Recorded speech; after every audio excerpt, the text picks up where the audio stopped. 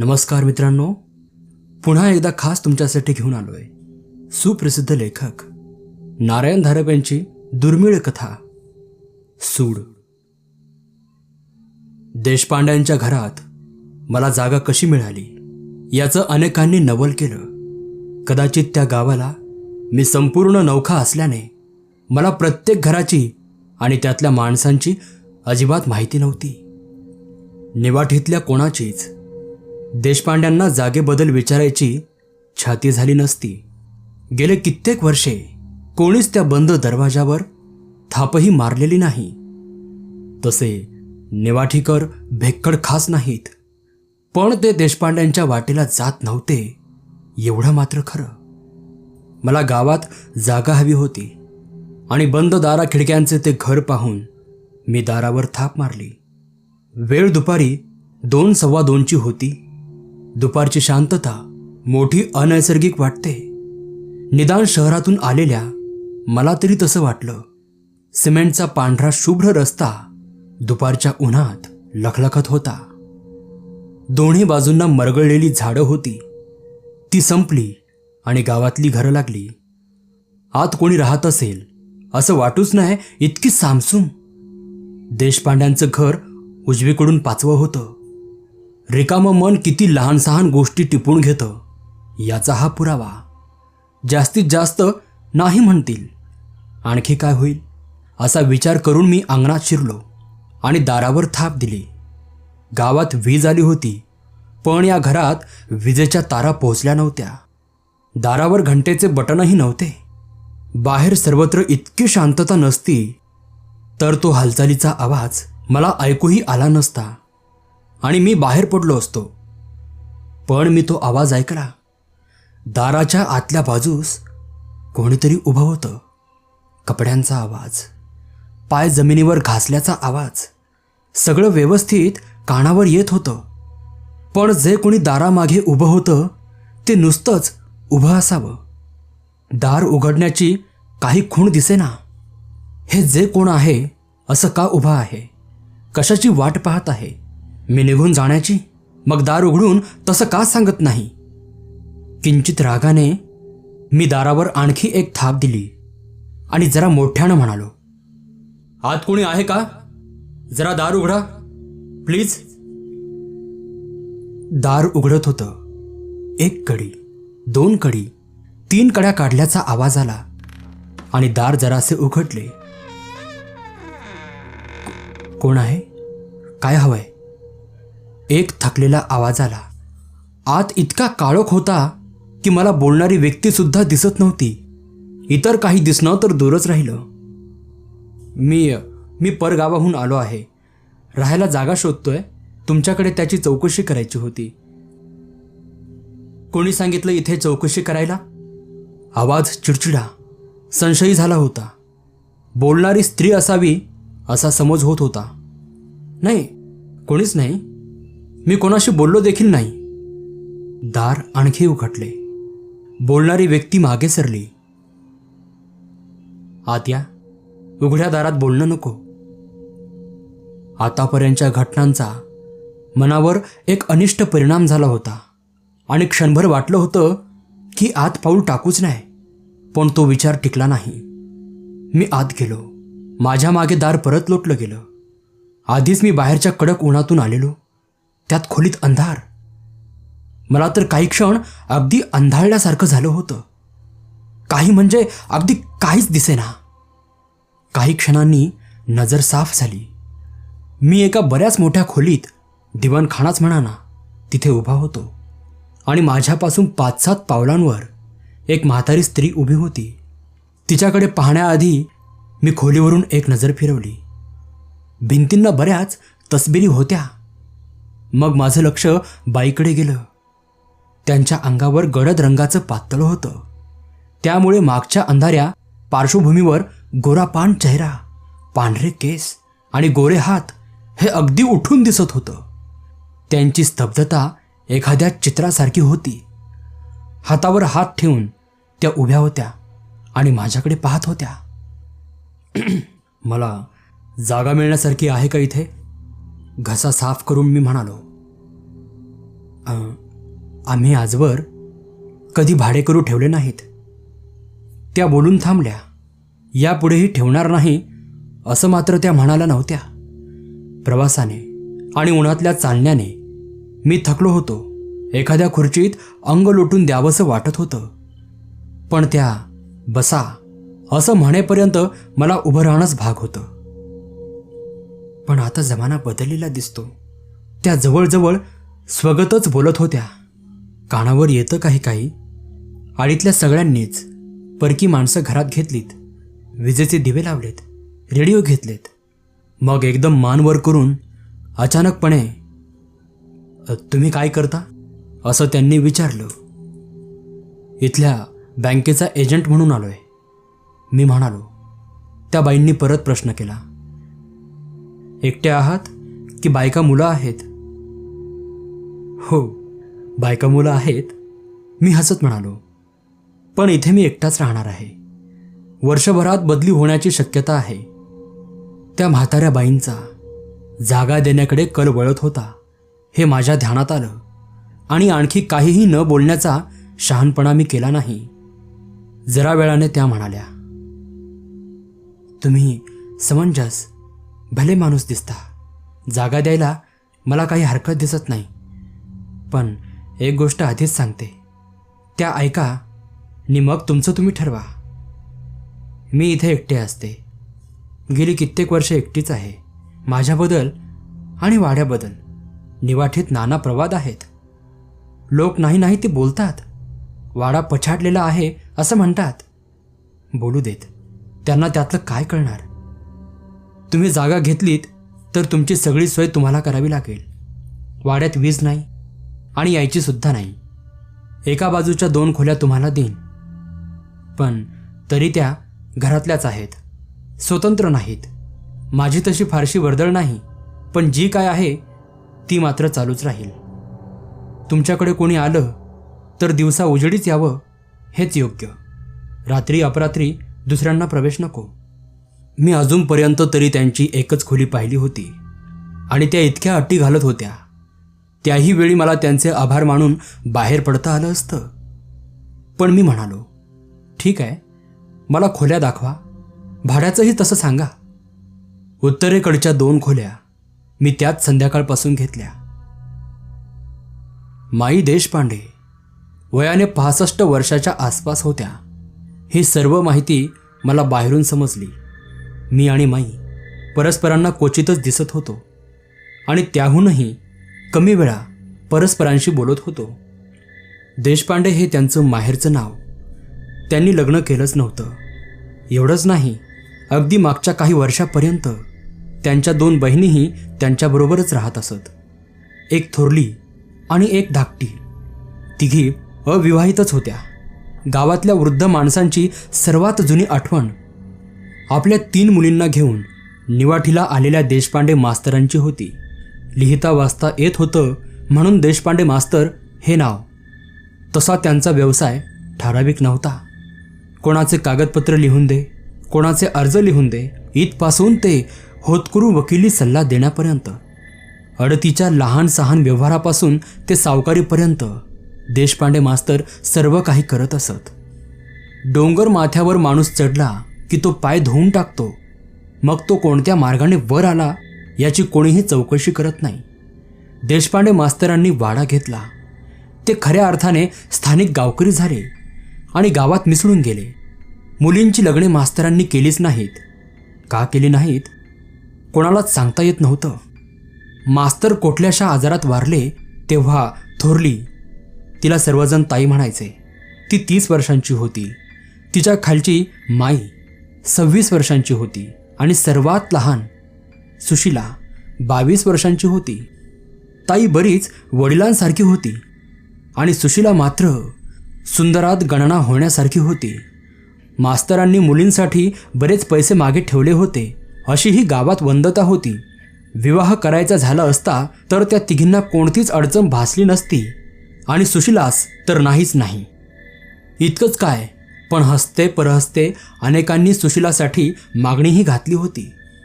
पण घरातली कर्तीबाई म्हणजे ताई लग्नासंबंधीच्या प्रत्येक चौकशीला तिचा ठाम नकार येत होता. तिच्याशी वाद घालायची कोणाचीच हिंमत नव्हती. ताई एखाद्या काळ्या कातळासारखी होती. कशाचाच तिच्यावर परिणाम होत नव्हता. समजुतीच्या शब्दाचा नाही किंवा सुरक्षिततेच्या प्रलोभनाचा नाही किंवा आकस्मिक आणि दुर्दैवी घटनांचाही नाही.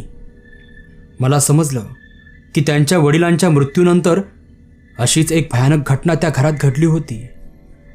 अनेकांच्या डोळ्यातून ती घटना अनेक रंगी दिसत होती आणि जरा सूचना द्यायचा अवकाश की प्रत्येकजण त्या विषयावर बोलायला मिटक्या मारीत तयार होत होता. वादातीत घटना एकच होती, सुशीला मरण पावली. त्यामागच्या कारणाबद्दल असंख्य मतभेद होते.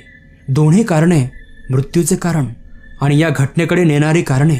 मृत्यू हा अपघाती, नैसर्गिक, स्वहस्ते किंवा परहस्ते येऊ शकतो. सुशीला आजारात वारली की तिने आत्महत्या केली किंवा तिला मारण्यात आलं. तीनही मतांचे लोक होते. लोकांच्या जिभा विषारी नागिणीसारख्या वळवळतच राहिल्या. पण सर्वाला तोंड द्यायला बेडरताई खंबीरपणे उभी होती. डॉक्टरांनी सर्टिफिकेट दिलं होतं आणि पैशासाठी त्या कोणावरही अवलंबून नव्हत्या. तेव्हा कोणाच्या मतांची फिकीर करण्याचं ताई माईंना काही कारण नव्हतं. जिभा वळवळल्या, काही दिवसांनी थंड पडल्या. तोपर्यंत देशपांडे भगिनी गावातल्या स्त्रियात जरा तरी मिसळत असत. तेव्हापासून तर तेही अजिबात बंद झालं. ताई माईंनी, ताईनेच म्हणायला हवं, निवाठीतला स्त्रीवर्ग वाळीत टाकला होता. त्या घरात काय काय चालतं याबद्दल बायकांची उत्सुकता विलक्षण होती. तेव्हा अनेकांनी आपलं जाणं येणं चालूच ठेवलं होतं. पण त्यांचं स्वागत इतकं थंड होऊ लागलं की नाईलाजाने शेवटी तेही बंद झालंच. कारण अगदी अपमान सहन करून घरात पाय ठेवला तरीही प्रवेश बाहेरच्या खोलीपुरताच मर्यादित राहिला. संभाषणाचे विषय, भेटायला येणारी काढील तेवढेच, प्रश्नांना उत्तरे हो किंवा नाही एवढीच. तेव्हा मग जाण्यात काय अर्थ? देशपांड्यांच्या वाड्याभोवती रहस्यमयतेचं एक कवच निर्माण झालं होतं. रहस्यमय वातावरणात अफवा मूळ धरतात आणि फोफावतात. तेव्हा देशपांड्यांची वास्तू झपाटलेली आहे हा समज पसरला तर त्यात फारसं नवल नव्हतं.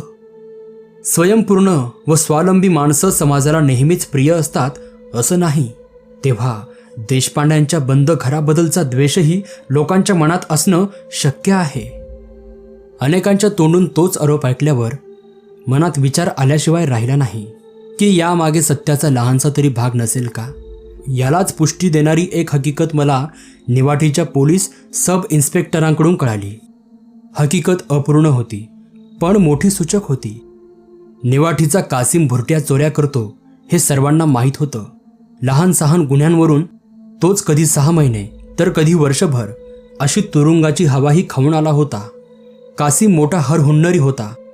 अनेकांची अनेक लहान सहान दुरुस्तीचे कामं तो करून द्यायचा. पण सज्जनपणे राहायचा कंटाळा आला की त्याला चोरीचा मोह व्हायचा. पुढचा सगळा इतिहास गावाला पाठ होता. गावाच्या अळणी आयुष्याला कासिम म्हणजे एक करमणूकच होती. त्याला हद्दपार करण्याच्या सूचनेला सरपंचांनी सुद्धा विरोध केला होता. देशपांड्यांच्या घरात कासिमचा कधीच प्रवेश झाला नव्हता. चोरी करण्याआधी यायच्या जायच्या पळवाटा पाहून ठेवायची त्याला संधी मिळाली नव्हती. तेव्हा तो प्रयत्न अविचारीपणाचाच होता. पण एका अमावस्येच्या अंधाऱ्या रात्री त्याने ते साहस केलंच. देशपांड्यांच्या घरापासून चौकी अगदी जवळ आहे.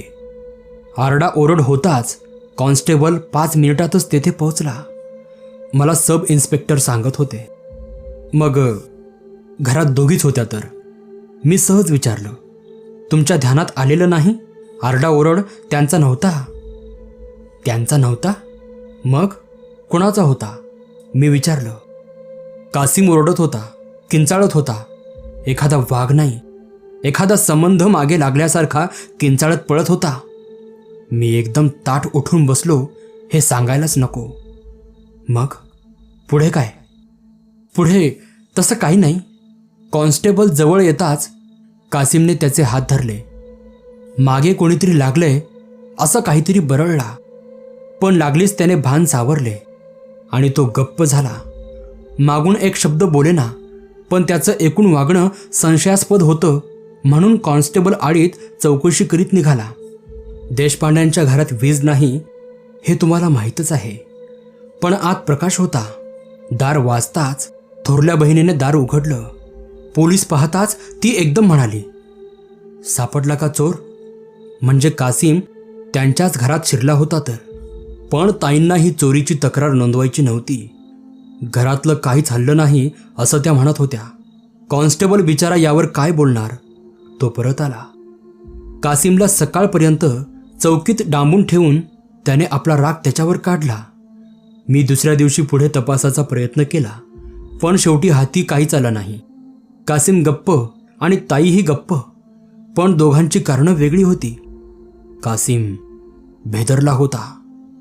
त्याला तो विषयसुद्धा नको होता. पण ताई त्या मात्र बोलत नव्हत्या. पण त्यांच्या नजरेत एक छद्मीपणाचं हास्य दिसत होतं. असं वाटत होतं की खरा प्रकार काय आहे तो त्यांना माहिती आहे, पण त्यावर बोलायची त्यांची इच्छा नाही किंवा त्यांना ती आवश्यकता वाटत नाही. हसते परहसते कासिमच्या हकीकतीला एक जास्तच विकृत स्वरूप आलं, हेही सांगायलाच नको. मला एवढी माहिती पुरवणारे काही मोठे निस्वार्थी नव्हते. त्यांचाही एक हेतू होता. देशपांड्यांच्या घराबद्दल त्यांना विलक्षण उत्सुकता लागली होती. त्यांच्या संभाषणात प्रत्यक्ष आणि अप्रत्यक्ष अनेक प्रश्न येत. तुम्हाला तिथे काही विशेष जाणवतं का हो? हा बहुतेकांचा अखेरचा प्रश्न. नाही, तसं काही नाही हो, मी म्हणत होतो. म्हणजे अजून तरी काही नाही. त्यांचे पडलेले चेहरे पाहून जरा हसून पुढे म्हणत होतो. पण मनात विचार येई, कोणी सुखासमाधाने राहिलेलं यांना पाहवतच नाही काय? स्वतःचं आयुष्य खाजगीपणे चार चौघांच्या नजरेआड जगण्याचा देशपांडे भगिनींना हक्क नव्हता का? त्या घरात काय व्हावं अशी या साऱ्यांची इच्छा होती. देशपांडे घराण्याबद्दल मनात थोडीशी सहानुभूती निर्माण झाली होती, ही सत्य गोष्ट आहे. एकमेकांपासून अलिप्त राहण्याचे धोरण मी व माईंनीही पहिला महिनाभर कसोशीने पाळलं. पण दोन सुशिक्षित समंजस माणसे अशी एकत्र टाकली गेल्यावर त्यांना एकमेकांची जाणीव झाल्याखेरीज कशी राहील ते अपरिहार्य होतं. महिन्याभरानंतर एका रविवारी सकाळी माई माझ्या दाराशी आल्या. जरा अवघडल्यासारख्या त्या दारातच उभ्या होत्या. या ना माई, आत या. नाही, आत नको, त्या दारापासूनच म्हणाल्या. आज तुम्हाला सुट्टी असेल ना रविवारची? मग जेवायला माझ्याकडे यायला जमेल का? जेवायला? मी जरा आश्चर्याने विचारलं. नाही, तसं ठराविक काही कारण नाही. महिनाभर मी तुमचं वागणं पाहते आणि मगच मनाशी ठरवलं की यांना बोलवायला काही हरकत नाही. माझा एकदा सन्मान केल्यासारखा त्या अभावितपणे बोलत होत्या. त्यांचं एकाकी रिकामं आयुष्य एका क्षणात माझ्या डोळ्यांपुढून सरकलं. हो येईन की, पण काही खास करू नका, तरच येतो. हां, बरं ठीक आहे, 12ला आलात तरी चालेल, असं म्हणून त्या गेल्या. माझ्या तथाकथित मित्रांना केवढा धक्का बसला असता, मी मनाशी विचार केला. मलाही त्यांच्या घराबद्दल कुतूहल नव्हतं असं थोडंच आहे. महिनाभर घरात राहूनही माझी जायची यायची वाट, माझ्या 2 खोल्या, अंगणातली विहीर आणि शेजारची मोरी वगैरे याखेरीज इतर काहीच मी पाहिलं नव्हतं. पाहण्याचा प्रयत्नही केला नव्हता. तेव्हा मलाही या आमंत्रणात आकर्षणच होतं. घराची रचना अशी होती. दिवाणखान्यातून आत ओसरीवर दार उघडत होतं. दोन्ही अंगाला काटकोनात खोल्या होत्या. उजवीकडच्या 2 मी वापरत होतो. त्या पलीकडच्या दोन्ही खोल्या बंद होत्या. डावीकडच्या 4 माईंकडे होत्या. ओसरीतूनच वर जिना जात होता, पण त्याचं दार बंद होतं. वर बहुतेक खोल्या नसाव्यात, बसका माळा असावा असं वाटत होतं. खोल्यांच्या 2 रांगांमध्ये फरसबंद अंगण होतं. मागचा भाग भिंतीने बंद केला होता. भिंतीपाशीच विहीर होती, मोरी होती, पायखाना होता. अंगणात एकच परिजातकाचे मोठे झाड होते. वास्तू फारशी आकर्षक नव्हती, पण अतिशय स्वच्छ आणि शांत होती. ओसरीवर खूप मोठं घड्याळ होतं. त्यात 12चे ठोके पडताच मी खोलीबाहेर आलो. माई त्यांच्या दारातच उभ्या होत्या, पण मला पाहताच त्या म्हणाल्या, या ना. त्यांच्या मागोमाग मी आत आणि प्रथमच पाऊल टाकलं. माईंनी मला एकदम जेवायला खोलीतच नेलं. त्यामुळे बाहेरच्या खोलीवर मला फक्त एक ओझरता दृष्टिक्षेप टाकायला वेळ मिळाला. मनावर ठसला तो एक निर्जीव उदासवाणा. सामान चांगलं असलं तरी ते केवळ भिंतीजवळ ओळीने मांडून ठेवण्यासारखं दिसत होतं. भिंतीचा रंग जुनाट आणि फिकट वाटत होता. खिडक्या उंच होत्या, त्यांच्यावर जाड पडदे सोडलेले होते. जेवायची व्यवस्था आतच होती. एकच ताट घेतलेलं पाहून मी त्यांना माझ्याबरोबर जेवायचा आग्रह केला, पण त्यांची भीड चेपण्या इतका अनौपचारिकपणा अजूनही आमच्यात आला नव्हता.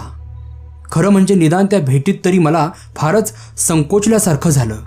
त्यांच्या वयाच्या स्त्रीला सारखी उठबस करायला लावणं जड वाटत होतं, पण त्यासुद्धा कसल्या हट्टी.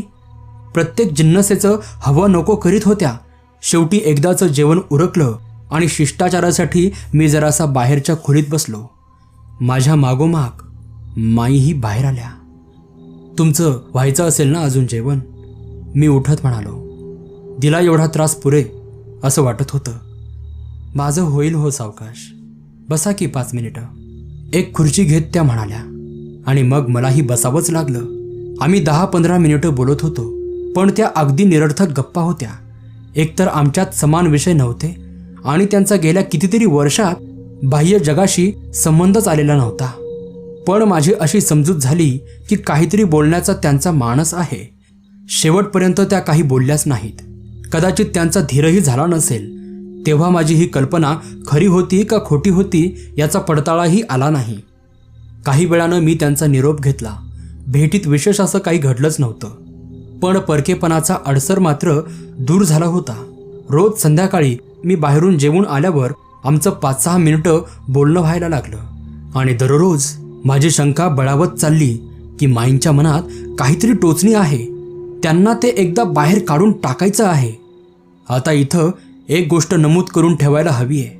गावात मी फक्त काही दिवसांसाठीच आलो होतो आणि गावातल्या भूतकालीन किंवा सध्याच्या घटनात मला फारसं कुतूहल नव्हतं. तेव्हा माईचं काय असेल ते असो, मी ते जाणून घ्यायला उत्सुक नव्हतो आणि तसा कोणताही प्रयत्न मी केला नाही.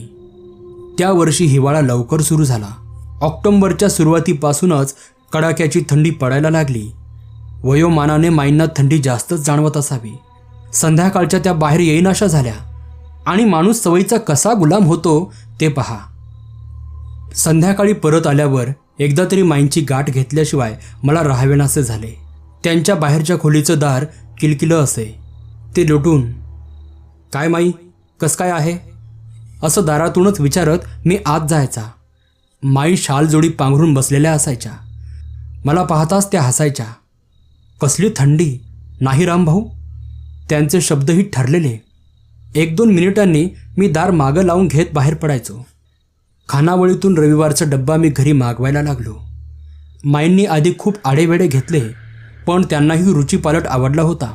जगापासून एकाकी पडलेल्या या बाईसाठी 1-2 तास खर्च करणे ही काही फारशी मोठी गोष्ट नव्हती. पण माईंना त्यांची केवढी अपूर्वाई. रविवारची त्या वाट पाहत असाव्यात असेही मला वाटे आणि त्यांच्या मनातला तो विचार आणखी वर पृष्ठभागावर येत होता. त्या कशाचा हिशेब करीत होत्या त्यांचं त्यांनाच ठाऊक. पण अजून उत्तर जुळत नसावं, कारण त्या काहीच बोलल्या नाहीत. पण पृष्ठभागाखाली काहीतरी आहे आणि त्याला स्पर्श झाला की माईंची उलघाल होते हे अनेक वेळा माझ्या ध्यानात आलं होतं. उदाहरणार्थ मी त्यांना सहज विचारलं, माई, वरचा मजला मोकळा ठेवण्याऐवजी भाड्यानं का नाही देत? तुम्ही एकट्या एकट्या असता, सोबतीही होईल की तुम्हाला. त्यांचा बदलता चेहरा लक्षात येण्याआधी माझ्या तोंडून शब्द गेलेले होते. माई एकदम गोऱ्या मोऱ्या झाल्या होत्या. भाडे करू वरच्या मजल्यावर? नाही ग बाई, त्या जोराने म्हणाल्या. हा विषय चुकला हे समजून मी काहीच बोललो नाही, पण त्यांनाच काहीतरी स्पष्टीकरण आवश्यक वाटलं असावं. रामभाऊ, सगळीच माणसं तुमच्यासारखी सज्जन थोडीच असतात. मी घरात एकटी, कोणाचा भरोसा सांगता येतो का? हे एक झालं. विजेचा विषय निघाला तेव्हाही असंच. माई, जग बदलत चाललंय, वाड्यात वीज का नाही घेत? मी म्हणालो. प्रत्यक्ष वापरल्याशिवाय सोय किती होते ती कळायची नाही. कशाला हवा तो झगमगाट? त्या अर्धवट हसत म्हणाल्या. अहो माई, घरचा कानाकोपरा कसा उजळून निघेल मग पहा तुम्ही. त्यांच्या मनातल्या कोणत्या विचाराला स्पर्श झाला कोणास ठाऊक, पण त्यांचा चेहरा एकदम बावरल्यासारखा झाला. चेहऱ्यावरचं हास्य मावळलं. पण हे सर्व माझ्याकडून अगदी अभावितपणे होत होतं. एखादा प्रश्न जाणून बुजून विचारण्याचा फक्त एकदाच प्रयत्न केल्याचं मला आठवतं. त्यांच्या वडिलांची आणि दोन्ही बहिणींची घरात एवढीशी सुद्धा आठवण नाही हे मला जरा खटकतच होतं. गेलेल्या माणसांच्या आठवणी दुःखद असतात, पण त्या दुःखातही कितीतरी गोडवा असतो. आमची ओळख पक्की होईपर्यंत मी हा विषय काही काढला नाही, पण विषय काढण्याची संधी मात्र मी शोधतच होतो. माईंनी एकदा माझ्या घरच्यांची बरीच चौकशी केल्यावर मी सहज आवाजात त्यांना विचारलं, माई, तुमच्या खाजगी गोष्टीत मला लक्ष घालायचं नाही, पण मला बाहेरून समजलं आहे की तुमच्या दोघी बहिणी इथेच राहत होत्या. थोरल्या तर अगदी नुकत्याच गेल्या. त्यांचे फोटो किंवा असंच काहीतरी घरात अजिबात कसं दिसत नाही हो. बहिणी हा शब्द माझ्या तोंडून निघताच माई एकदम ताठ आणि निश्चल झाल्या होत्या. यावेळी मात्र मी शब्द आवर्ते घेतले नाहीत. त्यांच्या प्रतिक्रियेकडे लक्ष न देता मी माझे वाक्य आणि माझा प्रश्न पुरा केला. माईंवरचा परिणाम अनपेक्षित होता. जागच्या जागीच बसून त्या अक्षरशः थरथर कापत होत्या. काहीतरी बोलण्यासाठी त्यांनी 2-3दा ओठ हलवले, पण त्यांच्याकडून शब्दच निघत नव्हता. त्या कडक थंडीतही त्यांच्या कपाळावरचे घामाचे थेंब चमकायला लागले होते. एक क्षणभर तर मला भीती वाटली की यांना आता फिटच येणार आहे, आणि माझ्या अघोरी कुतूहलाची मला शरम वाटली. पण सुदैवाने तसं काही झालं नाही. माई सावरल्या. त्यांनी हातांनी चेहरा 2-3दा पुसल्यासारखा केला आणि मग त्या अगदी खालच्या घोगऱ्या आवाजात म्हणाल्या, रामभाऊ, तो विषय पुन्हा कधी म्हणून इथे काढू नका. आमची ती बैठक गोंधळातच संपली. शिष्टाचाराचा भंग केल्याची एक भावना माझ्या मनात होती, पण ती फार वेळ टिकली नाही. तसं पाहिलं तर माझा खरोखरच काही दोष नव्हता. मी केलेली चौकशी अगदी नैसर्गिक होती. कुतूहल असलं तरी ते नैसर्गिक होतं. माईंच्या आयुष्यातला खाजगी आणि गुप्त गोष्टींची मला काहीच माहिती असण्याची शक्यता नव्हती. पण राहून राहून मनात येत होतं की त्या एका अवचित प्रश्नाने त्यांच्या मनातल्या खोलवरच्या कोणत्या तरी मर्मस्थानाला हिसका बसला होता आणि त्यांचा जीव कासावीस झाला होता. आजवरच्या इतरही लहान सहान प्रसंगाची आठवण आता झाली होती. एक कारण परंपरा आकार घेत होती. त्या बहिणीचं एकाकी राहणं, सुशीलाचा अकाली मृत्यू, संशयास्पद मृत्यू लोकांशी वागण्यातला ताई माईंच्यातला बदल, देशपांड्यांच्या वाड्याबद्दल उठलेल्या अफवा, भुरट्या चोराची, कासिमची चमत्कारिक हकीकत, माईंची चमत्कारिक वागणूक, भाडेकरी आणि वीज याबद्दलची त्यांची ती अस्वस्थता, हे सर्व योगायोग खासच नव्हते. तर्काच्या आधारावर मनात एक कल्पनांचा मनोरा उभा राहत होता आणि कालच्या त्या प्रसंगाने त्यावर कळस चढवला होता. माईंच्याकडे पाहण्याच्या माझ्या नजरेत बदल झाला होता.